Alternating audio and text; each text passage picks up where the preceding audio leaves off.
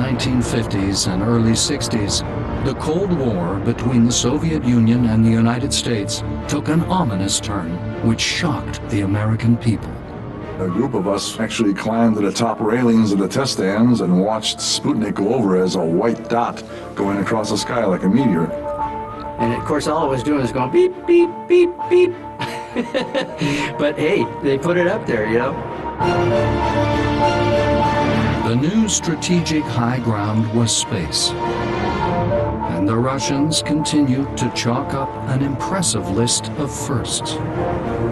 They had launched the first man, Yuri Gagarin. They had launched the first lady, and they were really in all areas way ahead of us. So we said, we better get cracking. In May 1961, President Kennedy galvanized the American people with an audacious challenge: to reach for the moon. We choose to go to the moon in this decade and do the other things, not because they are easy, but because they are hard.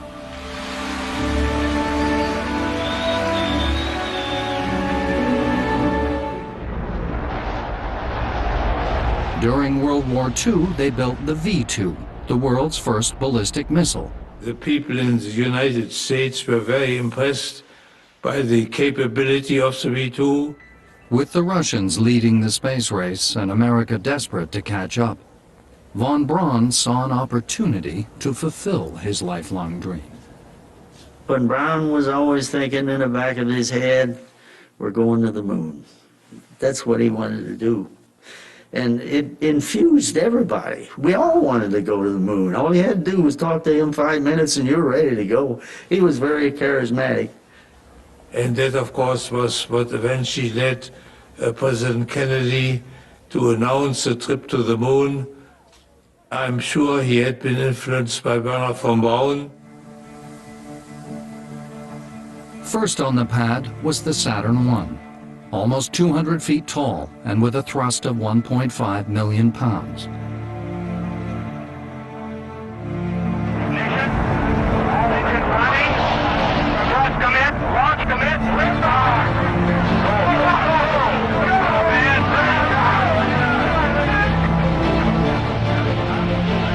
The Saturn I successfully demonstrated the key technique, which would be vital in building a much larger moon rocket.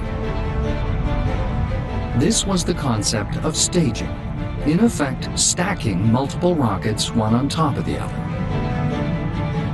If you tried to go to orbit with all one stage, the amount of fuel and the size of the engines required would have to push the entire weight of that first stage to that full velocity. They learned that through analysis that the best way to do it was to get to orbit using multiple stages. So the first stage would give you a certain amount of what they call delta V, change in velocity from 0 to a certain speed, and then you would drop off that whole stage, all of its tanks, all of its engines, and all the weight associated with it, so the second stage had much less mass to push. But to go beyond Earth's orbit would require more than 2 stages. And when you do the calculations, the most efficient way to build a moon rocket, one to get to the moon, turned out to be a 3-stage vehicle. On paper, the 3-stage concept looked like this. Stage 1 would have a cluster of 5 engines, the likes of which had never been built before, called the F1. On liftoff, each one would need to burn almost 3 tons of fuel a second, just to lift the enormous rocket off the pad. Stage 2 would also cluster 5 engines, the smaller J2. The third stage would use a single J2 engine, which would have to fire more than once, to place the elements of the Apollo spacecraft first into Earth's orbit and then on a course to the moon. On paper, the Saturn V was capable of taking men to the moon. But could drawings be successfully turned into reality? The first stage of the giant rocket would be the largest. It needed to provide the initial thrust to lift the vehicle off the pad to a height of around 35 miles. The cluster of F1 engines designed to do this would require a huge leap forward in technology. Although they'd only burn for 2.5 minutes, the pipes and valves would have to withstand immense pressures and temperatures. If successful, it would be the largest liquid-fueled engine ever flown. Von Braun turned to a young engineer called Sonny Morea. He gave me the responsibility for a $1 billion program. $1 billion in those dollars, not today's dollars. And he picked on this young guy who was 28 years old, didn't have very much experience, and gave me the challenge of being the manager of that program. Building such a large rocket engine would also require a test facility on a similar scale. When you fired the first stage engines of the Saturn V, you developed 7.5 million pounds of thrust. That's tremendous kinetic energy coming out of those exhausts. And of course, you couldn't let it project the exhaust directly in the ground because pretty soon your test stand would fall over. So instead, you use a flame bucket to catch the exhaust gases and then deflect them out. But the tests had to continue, and they soon revealed something unforeseen was happening as the fuel burned in the combustion chamber. One of the big problems we ran across was the problem of combustion instability. And by that, we were dealing with rotation of the flame, of the burning process within the thrust chamber of like 2,000 cycles a second. The rapidly rotating flame could destroy the whole engine in a matter of seconds. It was a showstopper, there was no question about it. We had to find a way to make the engine run stable. The thing that was so overwhelming to me was that unless we solved this problem, we would not be going to the moon with a man. Combustion instability took thousands of man-hours and many agonizing months to solve. Keep in mind that back in those days, we were designing rocket engines basically with slide rules. The answer lay in the way the fuel was injected into the combustion chamber. The solution to the problem is shown by that series of copper baffles that you see on the face of the injector.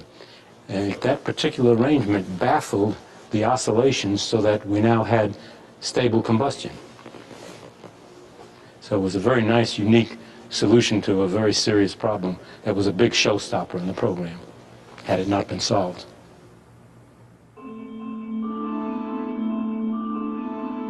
With the construction of the first stage well underway, the building of the second fell to the engineers at North American Aviation in California. Stage 2 was a technical challenge of the first order. We had some unique manufacturing problems, we had interesting design problems, and it was probably the biggest challenge of the Saturn V. The main headache for the Stage 2 team was that the Apollo spacecraft, the command and lunar modules sitting on top of the Saturn V, kept getting heavier as their designs evolved. That inevitably meant that the rocket below them had to be made lighter. A radical solution was needed to shed weight from the second stage. Normally, 2 separate tanks stored the liquid oxygen and liquid hydrogen fuels, with a temperature difference between them of over 120 degrees Fahrenheit. At both ends of each tank was a strong, relatively heavy, dome-shaped bulkhead. The stage would now have only one tank, and the fuels would be separated by just one divider, known as the common bulkhead. This arrangement had a double benefit. It got rid of one of the heavy bulkheads, and it reduced the overall length of the stage. But it also meant that 2 liquids at vastly different temperatures were right next to each other. But the greatest temperature problem was not keeping the intensely cold liquid fuels insulated from each other. It was keeping both of them from boiling in the hot Florida sun. We insulated the liquid hydrogen tank in the early days with a honeycomb insulation. We put it on in big vacuum chambers, and we sucked the honeycomb down onto the metal, pulled it tight, and let the adhesive set. But all through the early stages, we had problems with the honeycomb insulation popping off the vessel. The engineers realized they were doing something wrong. To fix it, they would need specialist help.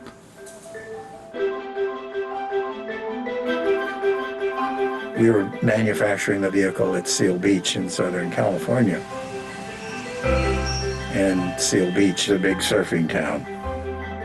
And we found that the surfers had been using honeycomb insulation to make their surfboards, and they were very skilled at using it. And we finally started hiring the surfers, and they did a great job with it. The Saturn V's third stage was also under construction in California, at the Douglas Aircraft Company. As with every part of the Saturn's hardware, testing was critical in ironing out the problems which had been overlooked. We were preparing to test the third stage at our facility, and I was the director of test operations. I was responsible for all testing.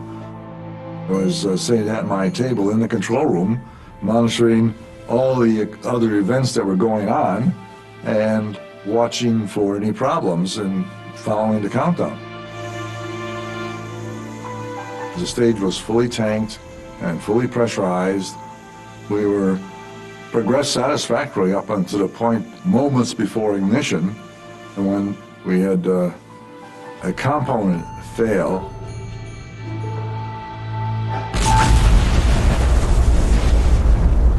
It was not hard to tell something was wrong.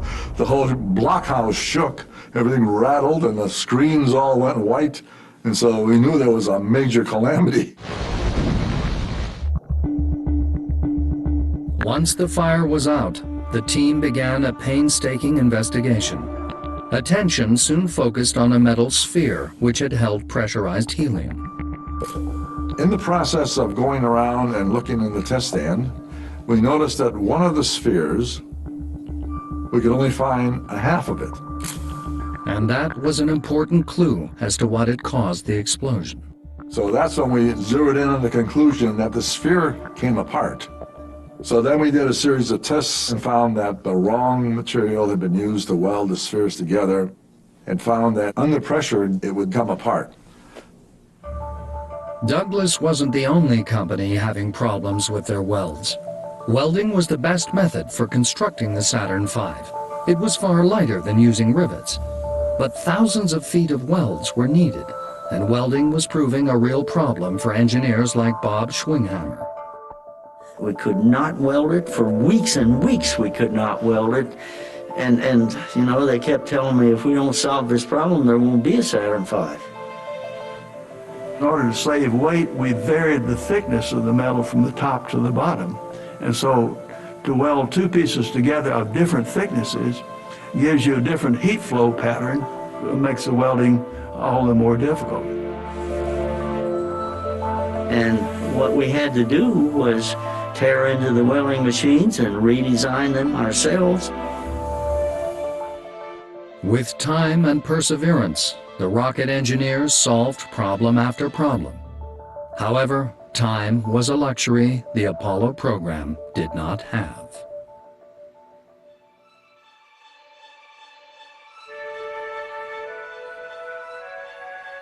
November 9th, 1967. Finally, after more than half a decade of technological achievement, the Saturn V was poised for its first unmanned haul-up test. I looked at it and I remember thinking, you know, my God, we've done this. We've gotten it built and we got one ready to fly. It's probably got 1 million pieces in it, and they all got to work at the same time.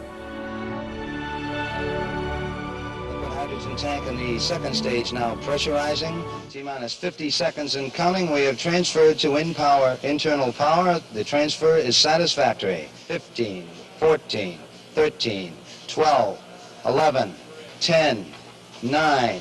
Ignition sequence starts. 5, 4. We have ignition. All engines are running. We have liftoff. We have liftoff at 7 a.m. Eastern Standard Time. The tower has been cleared. The tower has been cleared.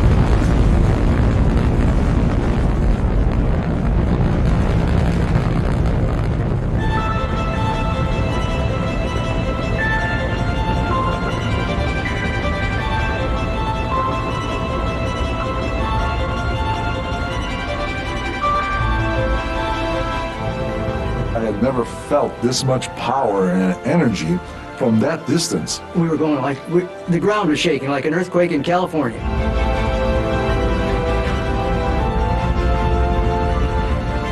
It was the dawn of a new era in spaceflight. With 5 engines guzzling 15 tons of fuel a second to generate 160 million horsepower, the 6.1 million pound Saturn rocket soared skyward. After the success of Apollo 4, the Saturn V's second all-up test, Apollo 6, was set for 5 months later, in April 1968. The men who had built her felt confident.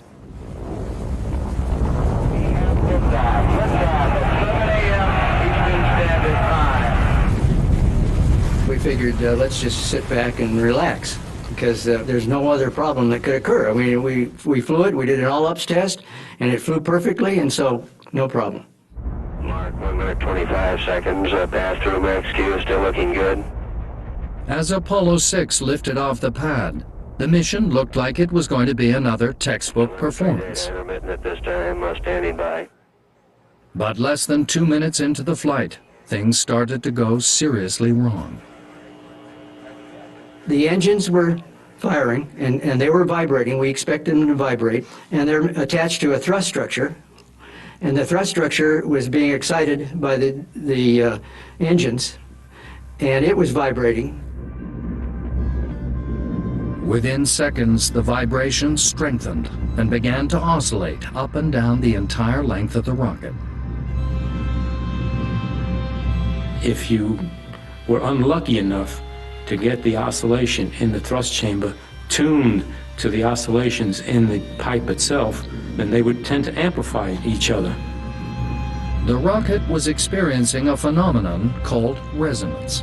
An example of that is the opera singer in the wine glass, where she hits a note that's exactly the same frequency that the wine glass will tingle at if you tink it. And if left to its own devices, the resonance can, in essence, destroy whatever it is that's resonating. And all these vibrations came together all at once and created a humongous vibration that moved all the way up to the spacecraft. Within seconds of the first engine shutting down, another J2 engine cut out. Flight booster, go. We've lost engine 2 and engine 3. Lost the engines? That's affirmative. Roger. I think we have 2 engines out. Don't get nervous. Roger, understand. It seemed the unthinkable was about to happen. They were going to lose the Saturn altogether. The stage then, instead of flying its original trajectory naturally with 2 engines out, it keeled over, and eventually, running about parallel to Earth, it righted itself as the remaining engines gimbaled to try to get it righted again. Flight booster 2, we seem to have good control at this time. Roger. Guidance system performing nominally, flight. Roger, you sure, booster? It was a close call, but Apollo 6 managed to limp into orbit. Roger. The resonance effect proved relatively easy to fix. What we did was, in the subsequent stages, we put what we call an accumulator in there, which is nothing more than a shock absorber, like you have in your car. So we put the accumulator in there, which is a pressure vessel, and solved that problem. But what about the second stage? Why had two engines suddenly failed?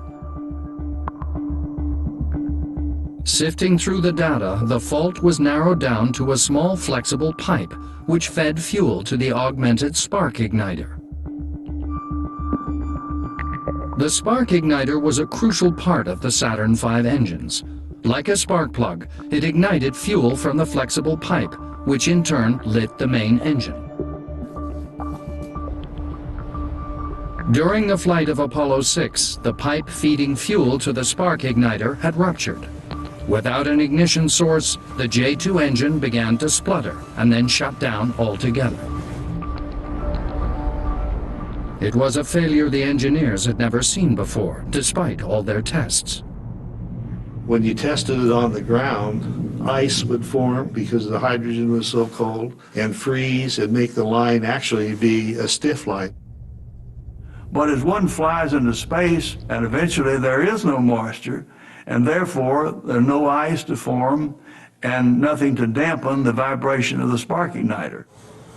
The vibrations had led to the line flexing and rupturing. But why had the second engine failed so abruptly? The fact that the second engine shut down all by itself with no other indication was a complete surprise. We had no idea at the time it occurred that there was anything wrong with the way it was operating. Actually, there was nothing wrong with the way it was operating. The reason for the failure was somewhat embarrassing.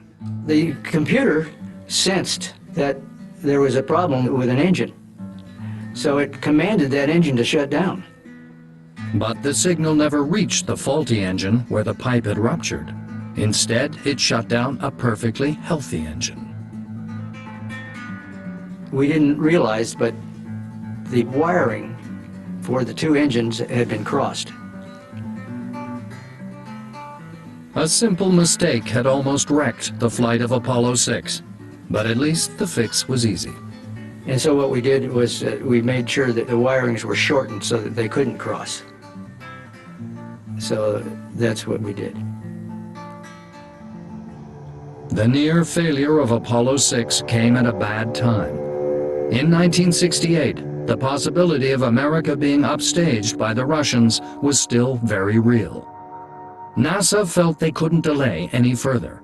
The third flight of the Saturn V would carry astronauts not to orbit the Earth, as everyone had expected, but to orbit the Moon.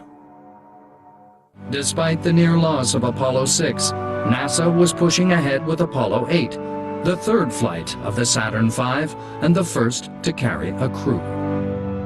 Well, Apollo 8 launch was a bold move again because there's always a possibility of another problem occurring. But NASA felt that they were ready for it. We felt we were ready for it. So I believe it was a step that had to be taken if we were going to get to the moon.